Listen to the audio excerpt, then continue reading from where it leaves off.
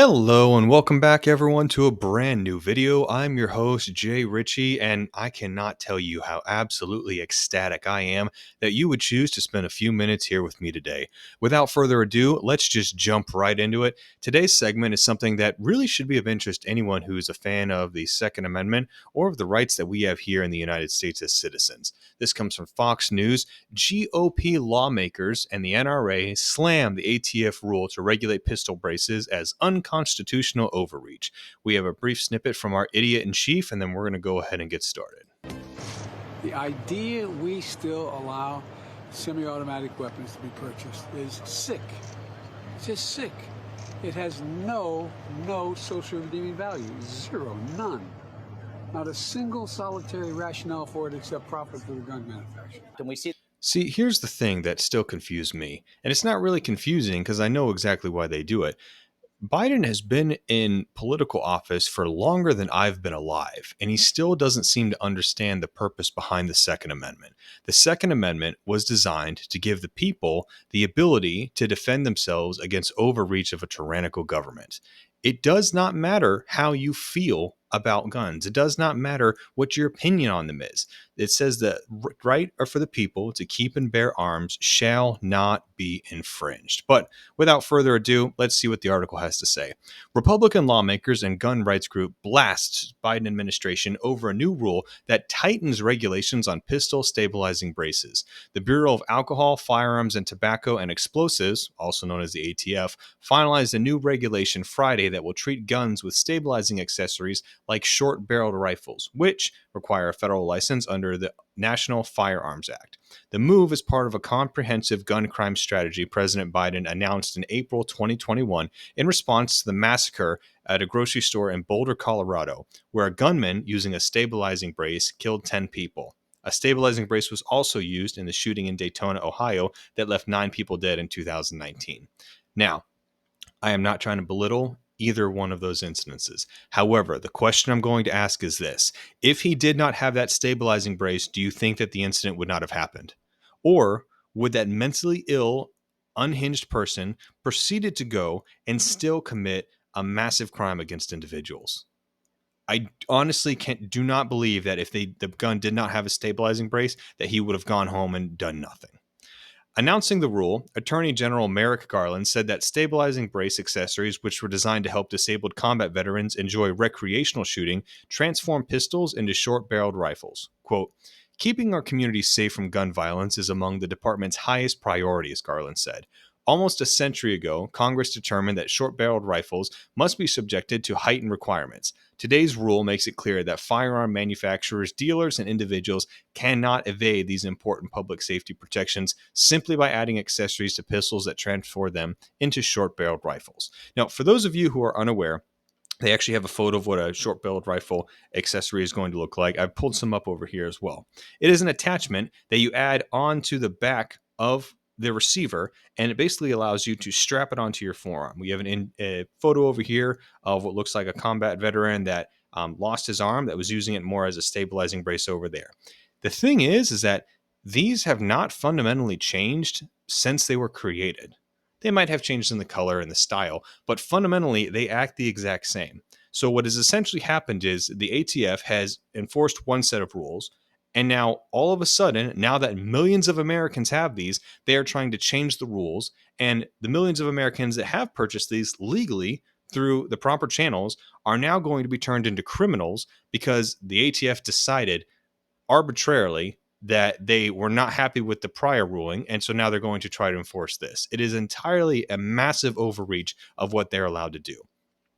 Quote, "Certain so-called stabilizing braces are designed just to attach to pistols, essentially converting them into short-barreled rifles to be fired from the shoulder," the ATF director said. "Therefore, they must be treated in the same way under the statute." So if that was the case, why was the law not made like that originally? Why is it just now you guys are trying to change the law? The Biden administration chose to shred the Constitution today, the National Rifle Association said. They have their tweet that they posted saying the exact same thing. Joe Biden is the enemy of our Second Amendment, the group added. And I won't just say it's Joe Biden, it's each and every single one of these politicians that think that they know better than you and that they deserve to have the right to be protected and you don't. Because I guarantee you, all of their guards, all of their private armed security, they're going to have all of the attachments and all of the accessories they need to be as lethal as possible. But you, the citizens, the plebes, the common folk, are not allowed to have the exact same rights. As I said, it's complete and utter overreach of what they're allowed to do. Gun Owners of America, which bills itself as the only no compromise gun lobby in Washington, D.C., vowed to file a lawsuit challenging Biden's new ATF regulations. Good. More groups need to do this. There needs to be so much litigation and so much legal backlog and paperwork that the only way that we can do this is challenging it in the courts, because it's very clear that the ATF does not care about the Constitution and about the Second Amendment. Quote, this admin continues to find ways to attack gun owners. We will continue to work with our industry partners to amplify the disapproving voices in the firearm industry, and Gun Owners Foundation, which is their sister legal firm, will be filing the suit in the near future. President Biden just initiated the largest federal gun registration scheme in our nation's history without even the passage of a new law. Guys, this is crazy. And a lot of people that I've been talking to say that, oh, well, the ATF is allowed to do this. I just wanted to clarify for you guys. The ATF is not allowed to make laws. They are only allowed to enforce the current laws on hand. If they want to change the laws, they need to go through Congress. We have a litigation channel for this very specific reason, so that different rogue parts of the government can't just arbitrarily enforce laws and make things up. It would be the equivalent to, say, the government saying tomorrow, hey, you know what? We're going to make caffeine illegal. It has the very similar effects to cocaine, and it can be highly addictive, and people can use it and abuse it, and not the way that it's intended to. So we're going to make caffeine illegal. That would never fly, but they are taking that exact same concept and applying it here. And if you guys don't believe me, I'm on the ATF's own website, atf.gov. If you go there, they have ATF myths. Not everything you hear is true. So if you guys see right here, one of the myths is that the ATF makes gun laws. False. Congress makes the gun laws. The ATF enforces them. So what the ATF has done is they have tried to say that there is this new regulation, which means that you have to either register your guns if they have this attachment to them. You either have to dismantle it so it doesn't have it anymore, or you have to turn it into them. No law was passed that said that this was going to be the case. They just arbitrarily decided that this was going to be what they wanted to enforce. The rule jeopardizes the Second Amendment rights of law-abiding gun owners and disabled combat veterans, which is why I led members of Congress in opposition, Hudson said. I will continue to fight against the ATF's unconstitutional overreach that could turn millions of citizens into felons. Good. We need more people like this in our government. The ATF, however, says that the new rule does not affect stabilizing braces intended for disabled persons. So, pause. How are they going to determine whether or not a stabilizing brace is for a disabled person or not? Does it mean that there has to be a disabled person living in that house? Does it have to be that that weapon is then registered to the disabled person? What is the criteria for what they're going to say that this is legal and this is not legal? If you are in a house with somebody who is disabled and they happen to have one of these attachments, the pistol stabilizing brace, and you happen to be using it, does that mean that you are now breaking the law? Are they the only ones that are allowed to do that? They did not think this through properly, and that is the problem, is that they are solely focused. And want you to remember this, guys. Every single time they say, oh, we're not trying to take your guns, that is just a blatant lie. What they are doing is they are trying to inch their way towards that line so that eventually they're where they want to be. Idaho Senator Mike also condemned the ATF's rule. The ATF's announced rule on pistol braces today is nothing short of a massive executive branch imposed gun registration and confiscation scheme, he tweeted. This is an unacceptable attack on the Second Amendment and law-abiding citizens. Absolutely correct. You do not get to say, hey, this is the set of rules that you need to go through. These are all the hoops that you need to jump through in order for you to get a gun. And then once millions of Americans have done that, say, all right, cool, now we're going to change the rules. And if you don't abide by this, you're going to be a criminal. You don't get to do that without Congress's approval. If you want to change the laws, you need to go through Congress. And if you can't get that done, then you don't get to change the laws. Gun control advocates praised the new regulation. Every town for gun safety cheered the ATF's move, saying that gun makers have exploited loopholes in the law to make firearms more deadly.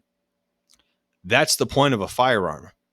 I cannot think of any single person who is a fan of guns that wants a non-lethal firearm. The reason you get a firearm is because of the lethality, because of the ability. A firearm, a gun, is exactly like a tool. You could take a hammer and go to someone's head and cause a whole lot of damage.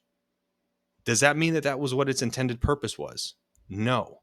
You could take a car and drive down on the sidewalk and cause mayhem. But does that mean that's what its intended purpose was for? No. See, this is the thing that, for whatever reason, whenever there's a mass shooting, it seems to get overlooked. If someone gets arrested for drunk driving or they hit somebody, we always blame the driver. We say they weren't responsible, they didn't take the necessary steps, they're the ones at fault. But whenever a gun is involved in the equation, it's the gun's fault. I love this the analogy that I've heard so far. It says, spoons made me fat. The spoon had nothing to do with it. You were the one that was controlling the spoon. Same thing when it comes to these mass shootings. It's the mentally ill, mentally unstable individual that is at fault, not the gun. The rule will go into effect next week, at which point gun owners who own pistol stabilizing braces will need to either register the weapon with the ATF or remove the accessory. So they're basically saying you need to either tell us that you have this or you have to dismantle it.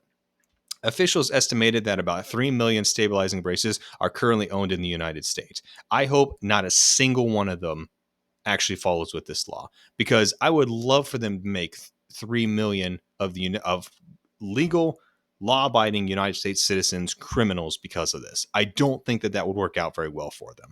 But I am curious to what you guys think. That's going to be it for today, folks. Just remember, be better. Go to the gym.